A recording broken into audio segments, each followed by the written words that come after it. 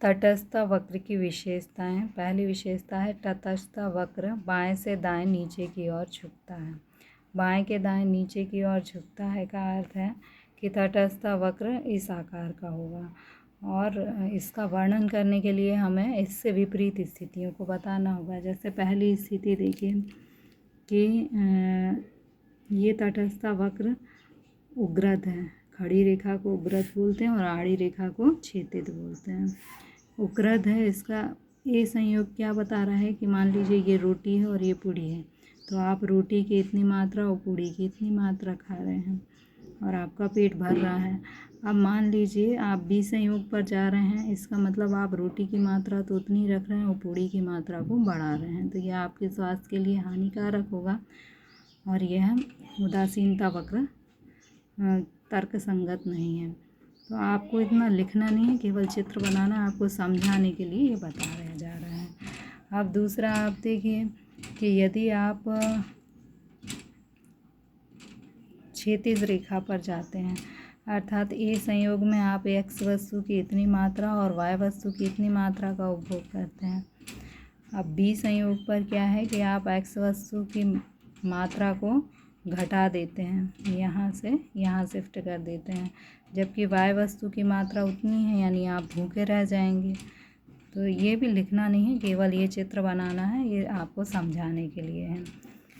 अब तीसरा वक्र देखिए, यदि ए संयोग को हम देखें तो आप एक्स वस्तु की इतनी मात्रा और वाई वस्तु की इतनी मात्रा का उपभोग कर रहे हैं, जबकि बी संयोग में आप एक्स वस्तु की इतनी मात्रा और वाई वस्तु की इतनी मात्रा, यानी आपने एक्स की मात्रा भी बढ़ाई और वाई की मात्रा भी बढ़ा दी, जो कि इसकी आधारभूत मान्यता के विपरीत है कि एक वस्तु की मात्रा बढ़ने पर दूसरी वस्तु की मात्रा कम होना चाहिए।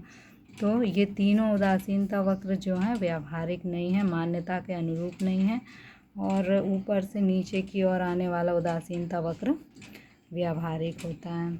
इसके बाद दूसरा है ऊंचा उदासीनता वक्र नीचे उदासीनता वक्र की तुलना में ऊंचे संतुष्टि स्तर को बताता है। जैसे ये दो उदासीनता वक्र हैं, तो IC1 का संतुष्टि स्तर कम होगा और IC2 का उदासीनता वक्र का संतुष्टि स्तर अधिक होगा। तीसरा है एक ही उपभोक्ता के दो उदासीनता वक्र एक दूसरे को कभी काटते नहीं हैं। जैसे मान लीजिए ये देखिए, एक IC1 पर एक बिंदु K है और एक बिंदु A है, इसका मतलब K और A का संतुष्टि स्तर क्या है, बराबर है। अब IC2 पर एक बिंदु K है और दूसरा बिंदु B है, इसका अर्थ है K और B का संतुष्टि स्तर क्या है, बराबर है।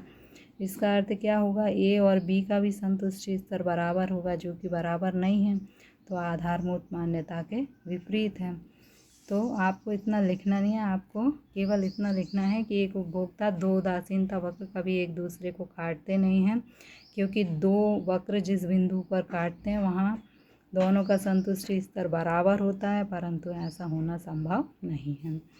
इसके बाद है तटस्थ वक्र मूल बिंदु की ओर ऊर्ध्वाधर होते हैं।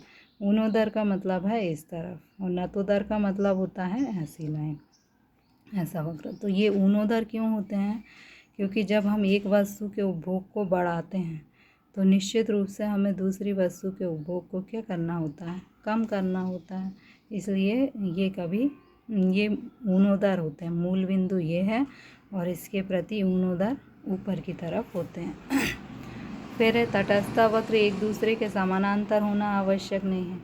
ये देखिए, ये IC1 IC2 IC3 इन तीनों के बीच में दूरी बराबर है क्या, नहीं है, तो समानांतर होना आवश्यक नहीं है, क्योंकि समानांतर होने का अर्थ है कि दोनों के मध्य प्रतिस्थापना की दर भी बराबर है, परंतु वास्तव में ऐसा होना आवश्यक नहीं।